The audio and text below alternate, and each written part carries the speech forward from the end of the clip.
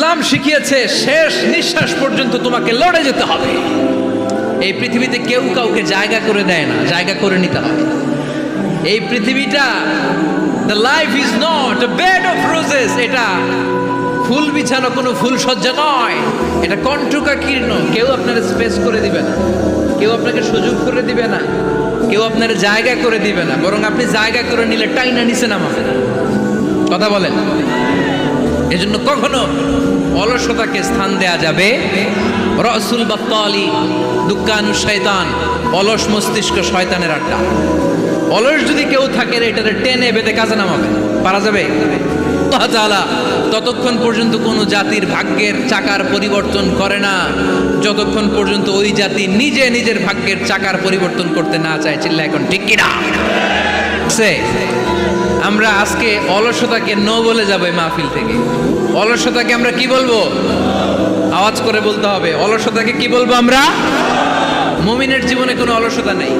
যখন আমরা এই সিদ্ধান্তে আসতে পারবো যে আমরা অলস সময় কাটাবো না, আমরা আমাদের এই সময়গুলোকে প্রোডাক্টিভ ওয়েতে কাজে লাগাবো, কোনো না কোনো কাজের সাথে জড়িত হব।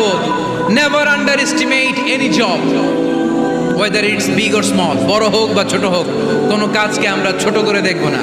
যে কোনো কাজ করো না ভাই, যে কোনো কাজ করো তা যেন হয় সবার চেয়ে সবচেয়ে সুন্দর। আমাদের অবসর সময়গুলোকে কাজে লাগানোর দরকার আছে না নাই?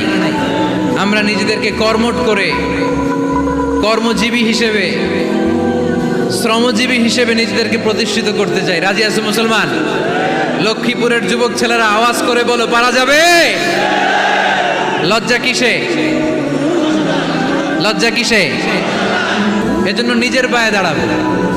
অলসতার সাথে আমাদের কোনো সম্পর্ক। আজকের এই মাহফিল থেকে আমরা অলসতা, অকর্মণ্যতাকে নো বলে দিলাম। অলসতাকে আমরা কি বললাম? আরো জোরে বলতে হবে। অলসতাকে কি বলবো? আর সব সময় কর্মঠ থাকবো, এনার্জেটিক থাকবো, নিজের পায়ে দাঁড়াবো, আইডিয়া জেনারেট করব, এন্টারপ্রেনার হওয়ার চেষ্টা করব, নতুন নতুন উদ্যোক্তা হওয়ার মাধ্যমে আমরা আমাদের নিজেদের ভাগ্য পরিবর্তনের চেষ্টা করব। কারণ আল্লাহ বলেছেন, ইন্নাল্লাহা লা ইউগাইয়িরু মা বিকাওমিন হাত্তা ইউগাইয়িরু মা বিআনফুসিহিম। আল্লাহ তাআলা ততক্ষণ পর্যন্ত কোনো জাতির ভাগ্যের চাকার পরিবর্তন করে না যতক্ষণ পর্যন্ত ওই জাতি নিজে নিজের ভাগ্যের চাকার পরিবর্তন করতে না চায়। চিল্লা এখন ঠিক কিনা? এজন্য এই পৃথিবীর বুকে আমরা যতদিন থাকবো সংগ্রাম করে বাঁচতে হবে, ঠিক কিনা? পরিশ্রমে লজ্জা আছে? লজ্জা কিসে? মনে থাকবে লক্ষ্মীপুরের ছেলেরা, যে আয়াত দিয়ে শুরু করেছি সে আয়াত দিয়ে শেষ করছি। যখন সালাতের সময় হয় মসজিদে যাব, আর সালাত যখন শেষ হয় তখন মসজিদের বাইরে আমরা কাজে নেমে পড়বো। রাজি আছি তো?